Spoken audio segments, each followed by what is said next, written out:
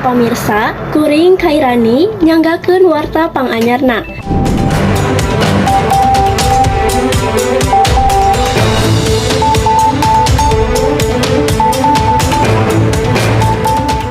Sababaraha minggu katukang, masyarakat di sababaraha wewengkon ngalaman kasusah dina milari gas LPG 3 kg. Nu ilahar disebut gas melon. Langkah ieu disababkeun ku sababaraha faktor sapertos naikna pamentah, telatna distribusi nepi ka ayana kawijakan pamarentah ngeunaan panaluran gas subsidi supaya leuwih pas sasaran. Nanging, ayeuna pamarentah parantos ngadistribusikeun deui gas melon ka sababaraha daerah. Hal ieu tangtos wae masihan pangaruh pikeun padagang alit, agen gas, oge masyarakat anu gumantung kana gas LPG 3 kg pikeun kabutuhan sapopoe. Kumaha tanggapan masyarakat ngeunaan kawijakan ieu?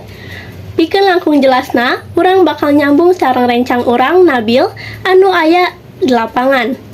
Mangga Nabil. Hatur nuhun Kairani, para pamirsa, abdi ayeuna aya di Ciganitri, tempat masyarakat parantos tiasa meser gas LPG 3 kilo saat sababaraha minggu kapengker langka. Ti isu keneh sababaraha warga parantos ngantre pikeun ngakengkeun gas ieu. Kanggo langkung parantos masihan pengaruh anu cukup ageng, hayu urang wawancara sababaraha pihak diantarana aya padagang alit, agen gas, sareng masyarakat anu keur ngantre. Hayu urang simak wawancara ieu. Punten, abdi tiasa terang nami Bapak sareng ti agen mana, Pak? Enggak, biasa. Abi sareng Taufik di agen gas raya, PT Gas Raya. Salajengna, kumaha kaayaan distribusi gas LPG 3 kilo ayeuna saatos saya gadeui?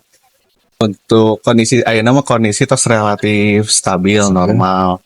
Kumargi sapertos minggon kamari aya tambihan DO namina fakultatif, sareng minggon ayeuna oge aya fakultatif oge. Oh, mohon. Nah, aya parubahan kawijakan pemerintah dina panaluran gas LPG subsidi ieu. Memang ada perubahan, janten nu kawinna tinu agen ka pangkalan, tinu pangkalan aya pengecer oge, teu pengecer mereka pengguna. Nah, eta Pertamina hoyongna dipangkas, janten ti agen ka pangkalan langsung ka pengguna sapertos rumah tangga atau nu gaduh usaha mikro. Siapa? Kumaha pengaruh langkah samemehna ka agen sareng konsumen? Pengaruhnya ya lumayan sih, lumayan berdampak oge, janten nu biasa ngejatah langganan, janten nu ka sanengis. Oh, mohon.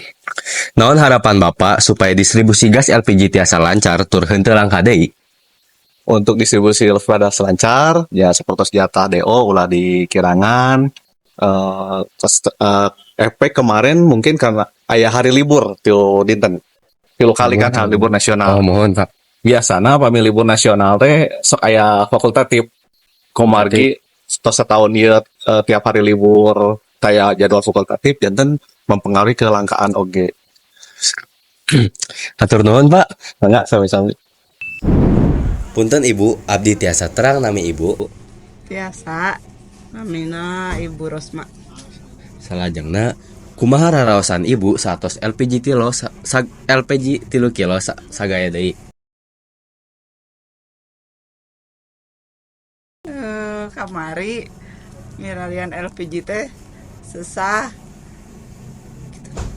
Kedah kukurilingan sampai kapayun mirarian bari jeung ngajingjing gas bari jeung sesah milariana ararese teu aya. Mohon. Salama kalengkian, kumaha Ibu ngalaman sesah milarian gas? Ngalaman bolak-balik nyari kaditu kadieu teu aya. Numutkeun Ibu, nah kawijakan pemerintah ayeuna cukup efektif. Upami nu ayeuna nu dibalikeun deui gas 3 kilo mah efektif. Naon harapan Ibu supados teu aya deui langka gas LPG 3 kilo di payun? Nya ulah berubah-ubah aturan pemerintahna. Punten kudu atau misalkan mentas gitu atau gitu rahara rese deui milarian gas. Soalna kan hese tebi kudu ka tebi aya motor nya enak gas hese. Mohon Ibu. Hatur nuhun Ibunya. Ya, sami-sami. Punten Ibu, abdi tiasa terang nami Ibu. Biasa nami Ibu Heni. Ajeng nak, kumaha raraosan Ibu saatos gas LPG 3 kilo parantos saya gadei. Rarosan bingah teras senang tos aya di gas di warung-warung. Siap. Salila gas LPG langka, kumaha pangaruhna ka usaha Ibu? Pengaruhna seueur. Hiji ngirangan usaha, kedua ngirangan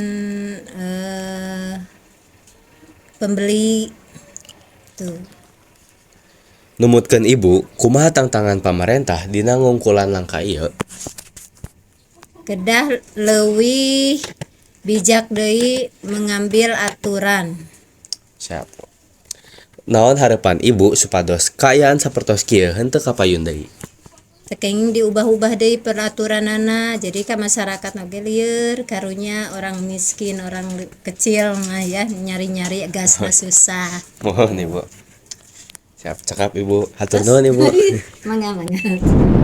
Para pamirsa, tina hasil wawancara tadi tiasa dicindekeun yen langkana gas LPG 3 kilo masihan pangaruh anu cukup ageng, utamina kanggo padagang alit sareng masyarakat anu gumantung kana gas ieu dina kahirupan sapopoe. Padagang alit, utamana anu gaduh usaha kuliner, ngaku yen langkana gas LPG ieu masihan pangaruh ka usaha manehna. Komo deui harga gas di pasaran sepet naik.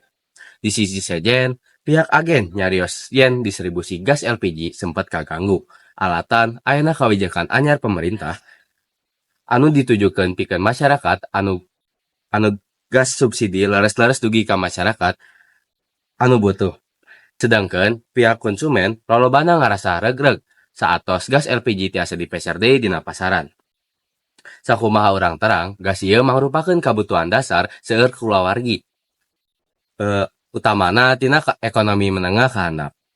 Tantangan salajengna nyaeta kumaha cara pemerintah tiasa ngajamin kasediaan gas LPG 3 kilo ngajaga stabilitas harga sareng supaya langka ieu henteu kajadian deui. Masyarakat miarep pemerintah tiasa langkung sae ngatur pasokan gas LPG 3 kilo supados henteu aya deui kasulitan sapartos anu kajantenan sababaraha minggu kapangka. Ti Ciganitri, Abi Nabil ngalaporkeun langsung kanggo kelangkaan gas LPG 3 kilo balik deui ka studio.